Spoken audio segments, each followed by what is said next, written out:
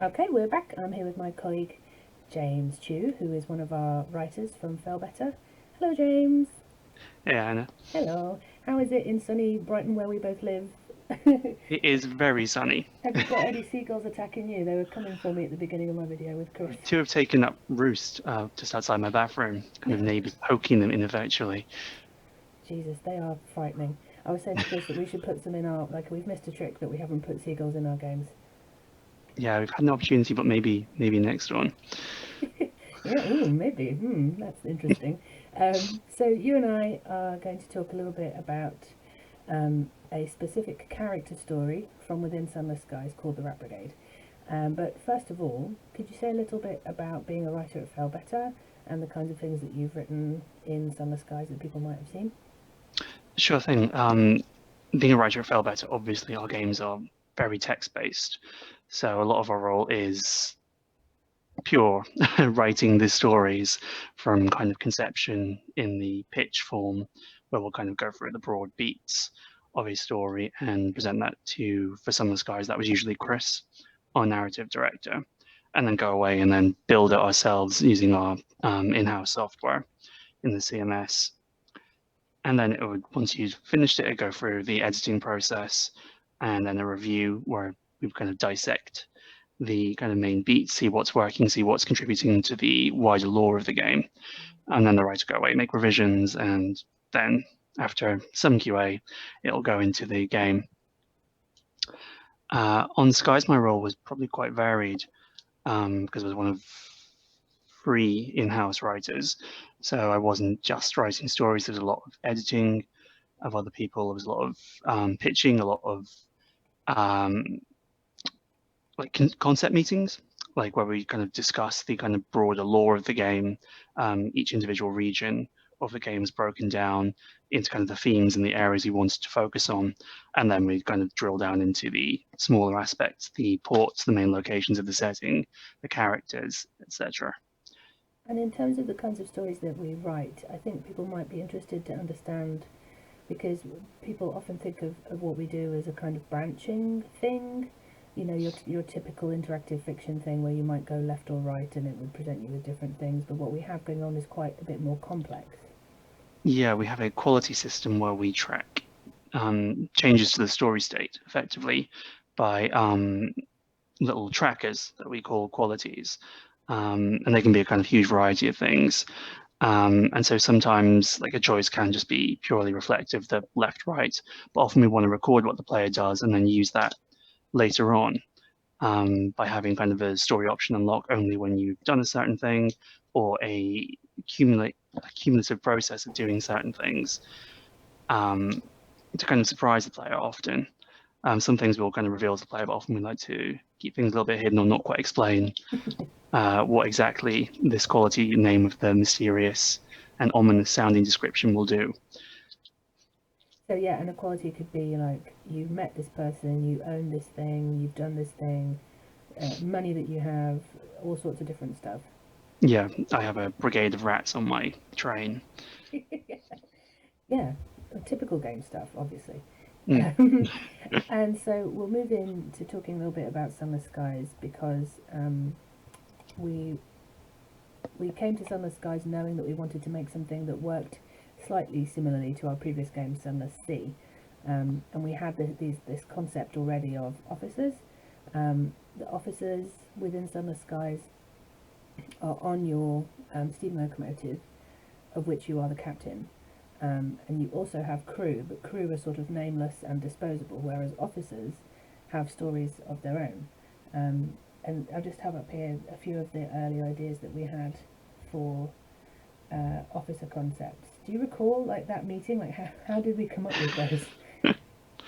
Well, the thing we kind of learned from C, I think, was the officers are like companion characters in other games. There are people who are with the player, and like you said, they've got an identity, unlike your kind of low-level crew and the stokers and the scrub hands, etc. And so they're kind of a vehicle for which we can explore lore and kind of put a personal spin on a lot of kind of the big high concept ideas in the game, and that's something we wanted to carry through. And so I think this meeting, although I could not tell you what half of these actual concepts were in the end, these did not make it into the final game.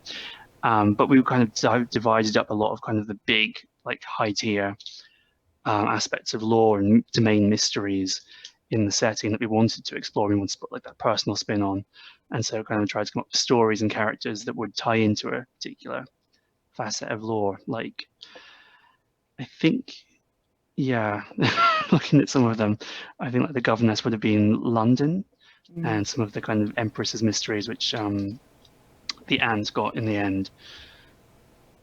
The captivating princess did make it in. Yes, she did. She very much did. She was written in the end by Kieran Gillen, and she's kind of a typical officer story, right? Like she has, she comes onto your ship, she acts as first officer. She is not a typical character by any means, but her story is that she's able to, she get what you would call it in pure game terms. She gets like upgraded, or you can change her, and then that's kind of that signals the end of her story. But the Rat Brigade is something that works a little differently. Yeah. But I mean, I think the princess, the thing that people remember about her most is the dissonance between her name being captivating and the fact that she is a horrendous beast. Which I just love. It's like one of my favorite. She's one of my favorite characters. She appears across at least 2 of our games. Is she in Sunless Skies? She's in Fallen Landing. I can't remember. I feel we might have mentioned her in Sunless Skies somewhere. But like she's terrible. I've seen her described as Disney princess meets Lovecraft, which yeah. So anybody who hasn't played Sunless Skies, keep your eyes open for the captivating princess. She's one of my faves. So we were talking a bit about lore. And a lot of this won't make any sense at all to the people who are looking at it who won't know much about Sunless Skies yet. But I think it's really interesting that there are so many. You have to create something like a matrix to see how things kind of slot together. Yeah. Whereabouts do the rats kind of. How do they fit in with all of this? Well, they weren't originally rats. Rats are a thing in the setting, but they weren't a thing we were going to focus on hugely in Sunless Skies originally. And initially, their role was taken by, I want to say, a kind of urchin character. Urchins being like a separate faction within the lore and the politics of the setting. I mean, this document that we're looking at is kind of out of date because the wells and prisons there that we've assigned them is not what their story is about. But this was, as you say, like very much write down all the things we desperately need to have a personal take on. Divvy up where everyone is mechanically, which officer slot they're taking, see if that ties in or there's any congruence with the lore they're going to be addressing. And then mechanically, we also didn't want to repeat the same journeys over and over. So the ports to visit is very much, we want to kind of divide their stories into large, meaty chunks so that the player is exposing a different facet of the key locations in the game as they uncover each officer's story. So not overlapping them was important. And again, it's finding like kind of the right combination of character concept plus what are they actually doing mechanically, what lore are they exploring, and then as a result, which ports does that include? Which ports does that suggest we want that journey to go on? Which ones make sense for that? In some cases, it meant there were some overlaps that got exposed from breaking it all down like this. So that required some rejigging of concepts and, okay, we don't need 2 officers doing the same thing or going to the same places. We also have a kind of ambient message system, so when you're flying around in the skies, in this Victorian vision of space, things pop up in front of your ship written on the clouds in a way. And a lot of the time that is whichever officers you have equipped giving their kind of personal flavour, opinion about whatever it is that's just happened or that's coming up. Which is so exciting when you see it happen and it all kind of pops together in your head, and it gives you this sort of flavour everywhere you look. And it makes the travel experience seem much more alive, like you're literally got people commenting on what's happening outside of the written text sections of the game. And we got the idea from, I think there's a Mariner trailer, wasn't it? Yeah, that's right. We made a trailer for our previous game where because it's quite difficult to convey often the text that we put in our games, because it by necessity has to appear in like a small box. So, and it makes it quite hard to read in a trailer. So we took them out of the boxes and put them over the sea. And then some people had seen that in the trailer and thought that that's what it looked like all the time, and were kind of irritated that it wasn't like that. So in Sunless Skies, the follow-up, we thought, well, heck, let's do it. Let's take the words and put them on the clouds and put them out there. And it turned out to be extremely flavourful and fun and interesting. And people really kind of jibed with it and really enjoyed it. So They were a great way to like explore the officers' characters as well, because we had to have like different messages for kind of different things that were happening that were true for all officers. Like if you're running out of fuel, you want every officer to have a comment for when that happens. They won't all fire at once, obviously, but it was a way of kind of establishing kind of different rules and different ideas about their personalities to kind of always come down this channel, and to do that outside of their core story. They were a lot of fun to write. yeah, it's sort of our equivalent of Barks, except way more fun. Yes. Yeah. So I talked with Chris earlier a little bit about the briefing and the pitching stages of how we write. Where did the brief come from? Where did the pitch come in? Was it you who pitched this one? And what are we looking at in terms of this kind of story that's specific to the Rat Brigade? As I say, initially this was an urchin story, and we were discussing it internally. Like I have to say, of all the officers at the time, the urchin was the one I was least excited about. And Chris was kind of talking through the decision to not move out of the urchin and to replace it with a Rat Brigade. And then I was discussing, well, what would that look like? And then we suggested that they were an ex-mercenary band, and kind of just fleshing out some basic kind of core characteristics for kind of the initial presentation of the Rats. And as we were talking about it, I realized like we've got this kind of band getting the gang back together, kind of a little bit heist movie style setup for them. And I found myself like getting more interested in them and realizing that as I was kind of fleshing this stuff out, I was now going to be the one writing this officer that Chris had kind of sweet talked me into. But yeah, we kind of had already, from that matrix we looked at earlier, we had the idea that they were going to be exploring the Winchester War, whatever this officer was. And that's this kind of big backdrop domain mystery to the first region in the game, mostly the Reach, about kind of two big factions that had a huge war, but that was kind of ongoing in the Cold War stage. That the player could interact with, and this was a way to dig into the history of that conflict and to kind of really dig into the personalities and some of what had actually happened, and then kind of move the story forward. So it's not just about the history; it's also about what does that affect the officers in question. Where do they go after kind of resolving their past? One of the interesting things is that the ideas never really kind of go away, because we did this bit initially being an urchin story. We came back around on urchins and in fact added an urchin at a much later stage into the game, which is something that we put aside and that came back. So it's funny. So then we moved on to, this is a bit more about how we like mechanically do the writing of our game content. It's worth saying for people who don't know too much about Sunless Skies that there are 800,000 words of handwritten content in this game. It's longer than the Bible by 20,000 words or so.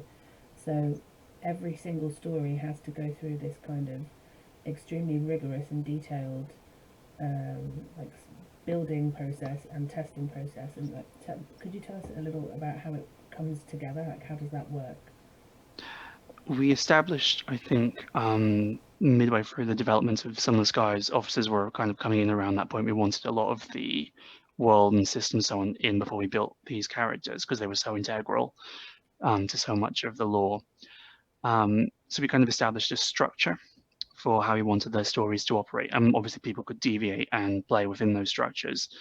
But we had an idea of kind of how many beats each individual story should take, how many locations it should ideally go to, and which ones roughly they should be, and then how much they should cost, how much the players should be having to spend to complete these stories, because the idea is you wanted them to be kind of not quite a resource sink, despite what that says, but like, because you're getting kind of an upgraded version, usually at the end of it, you're getting a kind of superior version of the officer, and they mechanically increase the stats of the officer on your engine. So they are kind of more useful, more heightened versions, ways of kind of increasing your stats to a higher tier than they might otherwise have been able to without this specific upgraded version of an officer. So there is kind of a payoff for them.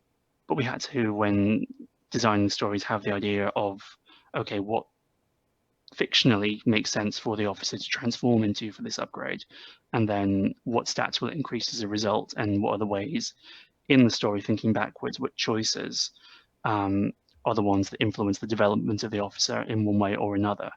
And in some stories, there's one upgrade. The story is fairly linear, maybe some more choices that just affect the narrative rather than the mechanical upgrade at the end. But the Rat Brigade was definitely one where we had two outcomes clearly considered from the start.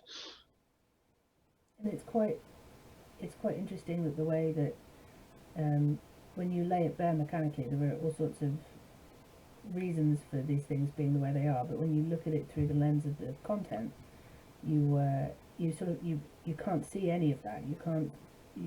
It's very, because I'm a player strictly, and I don't get involved with the writing at all because it breaks my mind to try and think the way that you lot have to think. But it doesn't feel like it's obvious. Like, oh, if I'm going through this story and I press, lever A to toggle thing B. That's really not how it presents in the game at all. Yeah, we don't want, that was like a deliberate choice. As I was saying earlier, we don't want to kind of reveal what every quality does all the time, what every choice is going to lead to. A lot of our games are about mystery and surprise.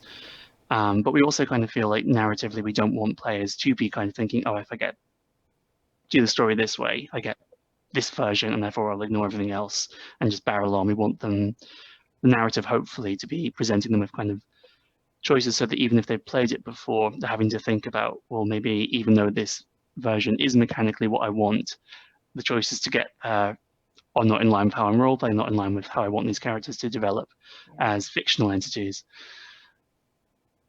Yeah, it's kind of an intriguing tension for people. And I would always try and go into our games blind and not scout around for the optimal things. But a lot of players do like to be optimal, so God bless them. Just looking at the pitch questions here, this is this something that you apply to everything, or is this specific to this particular piece of work? I think this is something that we try and do with everything.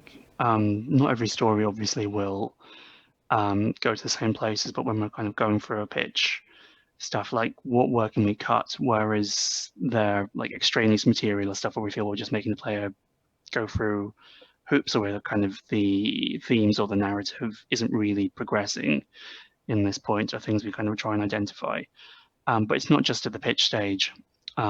These questions will be in the kind of mind of the editor who's going through kind of the prose and addressing kind of branch by branch. I'm doing kind of a thorough edit job on the text, and then the reviewer who kind of takes the very full, holistic, I've played through it, I'm looking at the design, I'm looking at kind of the overall thematic use of the piece, I'm looking at where it fits in with the lore overall, and looking at how it works as a story, like linked together. We'll be kind of looking to find kind of places of confusion, or if there are areas that need punching up in terms of lore, or if there is an antagonist, if they're successful, if they're satisfying, if their downfall or the ability to outmaneuver them is enjoyable, if they're believable, etc. Looking at this from the outside, it's very much a juggling act going on between you and the three other writers. Yes. Because when you say the reviewer and the editor, you mean other members of the writing team, right? You all write and review and edit. Yes. I mean, for something like Skies, we had Chris as our narrative director, so he would sometimes review a piece twice, or we'll give it a second review because his role was so much about having the entire thing in his head, which I don't know how it didn't overload him. But yeah, throughout Sky's development, like we were all taking kind of turns. Like sometimes I'd be reviewing something, Olivia had done something, and Olivia would be editing, sometimes she'd be writing, I'd be QAing that piece, because we are quite a small narrative team, so yeah, everything is shared. Although for the amount of people who work at Velveto, I think quite a large narrative team. I've heard of AAA teams that have 4 people in. And there are a total of 15 of us, or 14, Yeah. and there are 4 writers, which is, you know, a wealth of bounty, frankly. So let's press on and talk specifically about the Rat Brigade. There they are. Um, the the things that particularly excited me about the Rat Brigade were that they had these really fantastically specific individual characters, kind of transferred mainly by accents, mainly.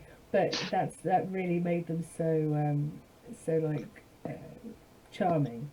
Well, I guess one of the inspirations for them was kind of like World War II, like war movies. Um, there was a real kind of sense of when I was researching and trying to kind of think of a way of how do I tell a story about like mercenary rats, that kind of camaraderie and that kind of that era of films was something I was looking at. Mm. And so I think some of the kind of European accents came from there. And it's kind of unusual for us to go to film as a source for our writing, at least. Do you think? I think because yourself, as a kind of someone with a historian background, and Chris also as a historian, we often go to literature or directly to like texts. But this is very much, it's kind of very much a filmic story. Yeah, and I was aware that like a lot of its plot beats were, and a lot of its references were from like heist movies, like just kind of things that concepts that seem more graspable when you kind of list films as references, Mm. whereas I can't think of many like great heist novels, if that makes sense. Yeah, heist is really a film thing and not a literature thing so much. Yeah, so here are the characters, and having this many in the brigade led you to make some choices about how the story played out in terms of who you met and when, right? Yeah, because I mean, these are the this is the only officer that functions like this. Most of the others, I think all of the others are it's a character, whereas this was a composite character. And when I said like bringing the gang back together was a huge part of it. So structuring the story ended up breaking down. You get the initial three. Sarge, Cinders, and Albrecht are the ones you meet initially. I'm sorry, no, Cinders, Albrecht, and Petronella are the three that you meet when they first join up with you, and then they want to try and find the others along the way. So when we were kind of talking about breaking down the story into beats, those beats were quite explicitly structured. Like um, you meet this rat at this point, and they lead you to the next clue, which is to where the next rat is, until you have enough of them back together to enact the big heist, which is the climactic moment of the story. And it really is like one of these heist things where everybody, you know, one of the key character that is absent, Sarge is, you know, lost to us. Everybody else has one of a part of something that they have to bring together. So every single member has to come along and get involved. Yeah. And like Sarge is like, again, there are already a lot of characters, but Sarge was like another presence that had to feel kind of strong enough that you have an opinion on him and get a sense of how much he means to the other characters, even though he's never present Mm. on screen. And then when this was all kind of beaten out and the story was all in place, we go into review. And then there was the thing about Yeah. the fact that the story just became extremely long. So how did you like tackle that? Well, I mean, initially it was because I had so many characters and I wanted to kind of present them all so strongly um, and wanted them all to have like, their own moments. It was just kind of dense text. There's a kind of people were chiming in, and I did kind of remember going out on my way to find like a way in the mechanics because there were some discrepancies based on what you did that could result in a different number of rats per brigade based on who you had or had not recruited. Mm. So trying to represent that in ways that we could reflect and then have the text refer to, okay, these two characters can talk, but then the other one wouldn't because in this iteration of this player's journey, they don't have that combination of rats, which is probably more work than was hugely needed. Yeah, um, really, it was a rat for your own back. That's um, fantastic. but yeah, like I remember Olivia going through the editing and kind of identified immediately there was just too much text and all the kind of key moments are being sort of drowned out because everyone's vying for screen time. And so when I got it back, it's a case of really going through the hatchet and kind of saying, okay, this scene is for this character. This scene is for these two characters because they're definitely in this scene, and this is where they have their moment. And then being content to kind of let people fade out of the spotlight. And we should talk a little about the ending without really saying what it is. So we know that the MacGuffin, the point of the thing is that Sarge has left something for them and they all want to go and get it. But the payoff was quite difficult to balance. Yeah, because, I mean, without spoiling anything, there is a big heist, and that kind of, there is a choice there that kind of really does determine where the rats go, but we want kind of a lengthy epilogue where they get what they were looking for, or, well, they get what they think they were looking for. And because the way it was structured, it was a way of literally being able to like tease out and separate each rat into a separate area when they get to this epilogue, and give them kind of a beat each, depending on who was in the party, to just really kind of reflect and take stock before we get to the final ending, which reflects what was done in the heist earlier. Right. So it's about, it's not necessarily the expected ending. No, it was trying to resolve a number of things and in kind of a quiet way. It's very much a kind of reflective kind of series of moments. Chris and I were talking a lot about when we write, we try and do away with the broad stroke and the first idea and really get into something specific that can be a lot more satisfying. Yeah, and this one was very much about finding kind of, well, it was interesting because it was able to, without spoiling anything, take something from one of the characters that might have meant something to an earlier incarnation of that character, like when you just met them, and then to kind of present the version they are now based on what you've done with this thing from that reflected like a different version of themselves, and see how they reacted to it. And it is really, it's very satisfying and it's touching and it's a lot of different things that, and it's to do with talking animals, and it's just something that you don't see very much in games, and you don't really see very, like, even within our own games, it's quite interesting and different. Yeah, I think one of my kind of internal directives when writing it was very much write them as people. Yeah. But also don't forget they're rats. So these two things vying with each other. But occasionally kind of, I think some of the unique tone comes from the fact that it's a very kind of sincere, emotional story, but also there are kind of a lot of cute moments of like whiskers twitching or kind of having to think about how exactly a rat would hold a pistol. Yeah.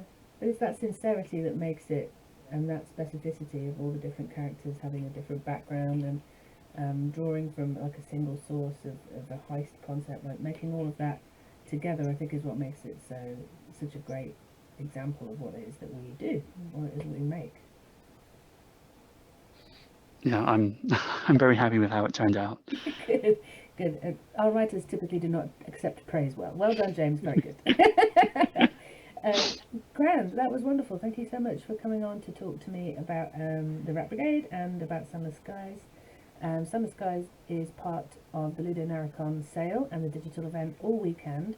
So if you missed the beginning of this, you can always come back. It will loop all weekend, so you can check it out at your leisure. Thank you very much, James. Thanks for having me. Thanks, and we will be back soon with more amazing stuff to do with Sunless Skies.